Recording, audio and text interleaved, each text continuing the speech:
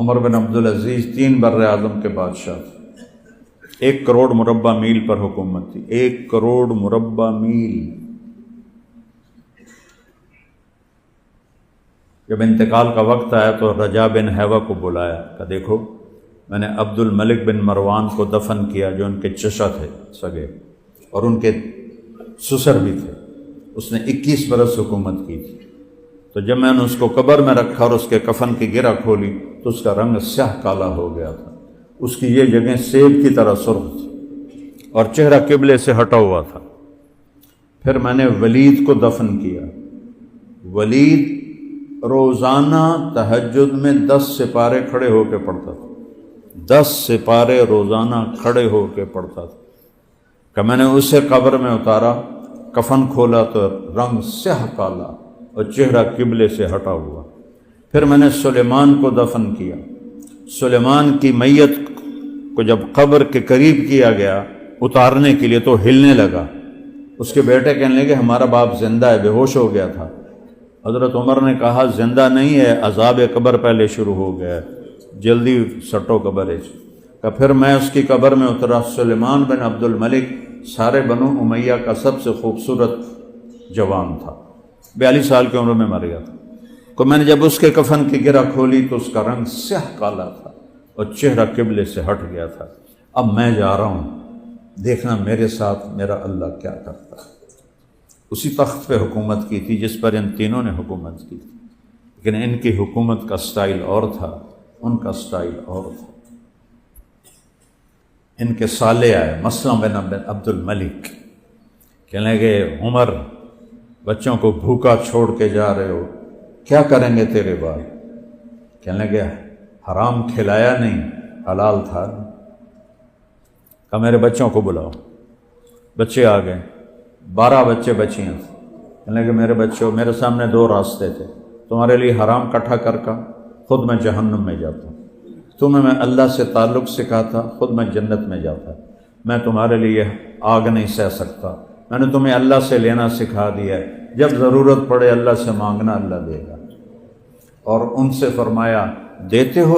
انہوں نے کہا میں 1 لاکھ روپیہ دیتا ہوں، بھانجے جو تھے ان کے، میں 1 لاکھ روپیہ دیتا ہوں، ان کو تقسیم کرو۔ کہا دیتے ہو؟ وعدہ کہا ہاں۔ کہ جہاں جہاں تم نے حرام سے کمایا ہے وہاں وہاں واپس کر دو، میرے بچوں کو تیرے حرام لقمے کی ضرورت نہیں۔ اور انتقال ہوا، جنازہ اٹھایا گیا، قبر کے پاس رکھا گیا تو لوگ کٹھے تھے، قبر کے قریب کر رہے تھے، اوپر ہوا میں ایک پرچہ ایسے گھومتا ہوا آ رہا ہے، اور ایسے آتے آتے آتے آتے عمر بن عبدالعزیز کے سینے پر گر گیا۔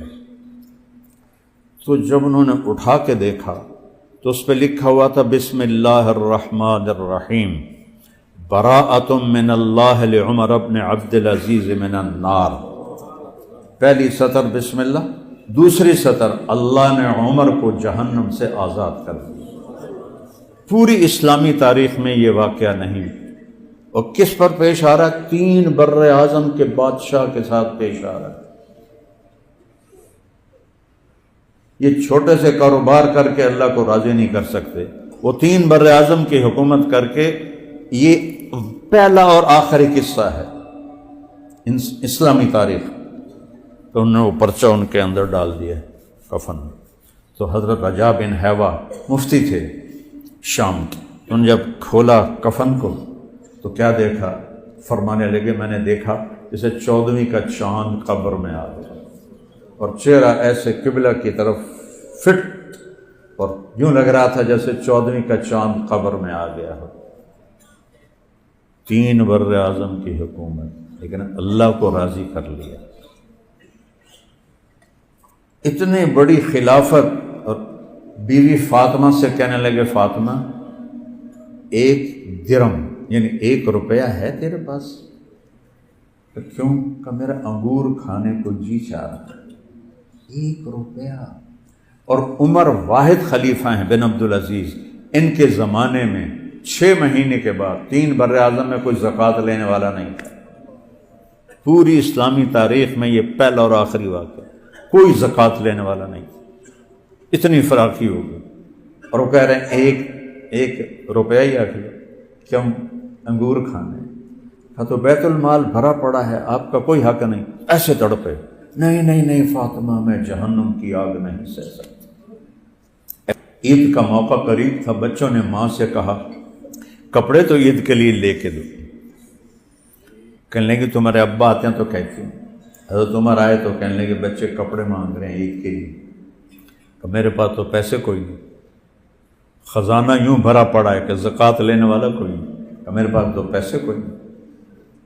تو انہوں نے کہا آپ ایسا کریں، اگلے مہینے کی تنخواہ ایڈوانس لے لیں، اس سے میں کپڑے لے لیتی ہوں اور چولہے کا خرچہ میں مزدوری کر کے چلا لوں گی۔ کہنے ہاں یہ بات سمجھ میں آئی۔ تو باہر گئے اور اپنے وزیر خزانہ کو بلایا، مزاحم ان کا نام تھا، مزاحم ہمیں اگلے مہینے کی تنخواہ ایڈوانس دے دیں۔ اس نے پوچھا کیوں یہ امیر المومنین؟ کہ بچوں کے کپڑے چاہیے۔ کہا ٹھیک۔ تو انہیں ایک پرچہ آگے کر دیا کہ اس پر آپ لکھ کے دے دیں کہ آپ 1 مہینہ زندہ رہیں گے، میں آپ کو تنخواہ دے دیتا۔ تو حضرت عمر سے کانپنے لگے، میں نہیں کر سکتی۔ گھر گئے، فاطمہ ان کی بیوی کا نام بھی فاطمہ تھا، عبد الملک کی بیٹی، بچوں سے کہہ دو تمہارا باپ کپڑے لے کے نہیں دے سکتے۔ عید کی نماز کے بعد سارے بنو امیہ جیسے سردار عربوں میں کوئی نہیں آئے، سرداری کے لحاظ سے، دین کے لحاظ سے نہیں، سرداری کے لحاظ سے سارے ملنے آئے۔ تو بچے بھی آئے اسی پرانے لباس میں۔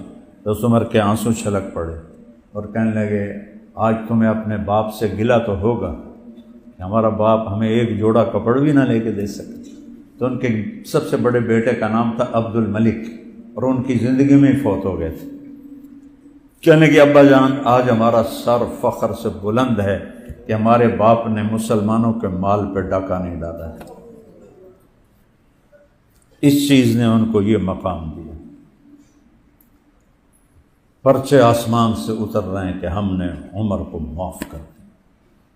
تو بھائیو مرنا تو سب نے ہے، ایسے مریں کہ اللہ کی طرف سے یہ پروانے ملیں، اس کی سارے بھائی نیت کرو۔ یہ کوئی بڑا مشکل کام نہیں ہے، معاملہ کریم ذات سے ہے۔